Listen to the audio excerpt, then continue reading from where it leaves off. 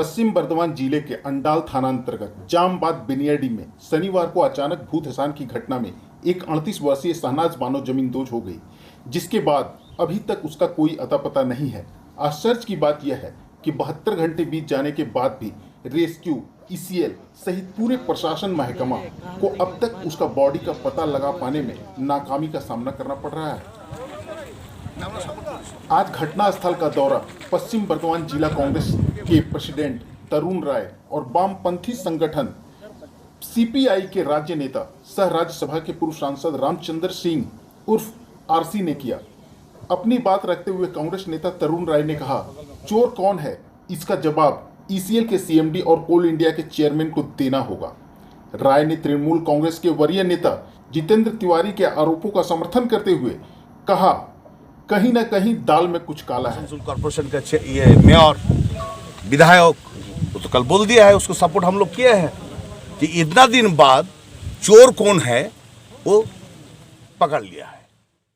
तरुण राय ने भी आज सरेआम आरोप लगाते हुए कहा, खदान से ईसीएल कोयला निकाल लेता है और बालू फिलिंग्स के मामले में भारी घोटाला करता है।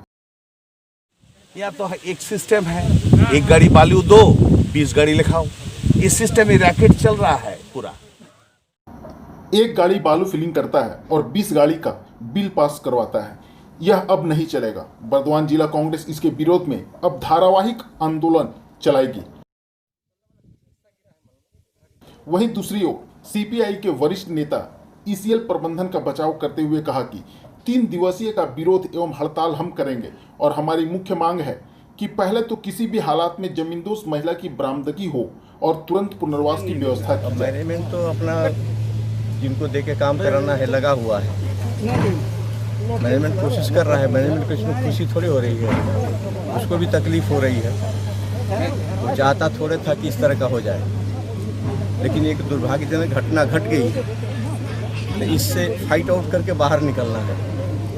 भविष्य में इस इलाके में या कहीं नहीं हो, इसके बारे में ही बातचीत कर रहे हैं। आगे लोगों से बात करेंगे, जरूर पुनर्वासन होना चाहिए। हमने अपनी डिमांड में रखा है, अभी 3 दिन का हड़ताल करने जा रहे हैं, उसमें भी डिमांड में रखा है। पुनर्वासन हमारी प्राथमिकता है, क्योंकि कोयला खदान से कम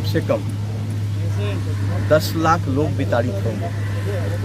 कोयला खदान जिस तरह ओसीपी चल रहा है, चलना शुरू हुआ है, तो अगल बगल का गांव, शहर, नगर, छोटी बस्तियां, कुलेरी ये समूची उजाड़ी जाएगी। तो नया विस्थापन क्या होगा सबके लिए, एक बहुत गंभीर समस्या है।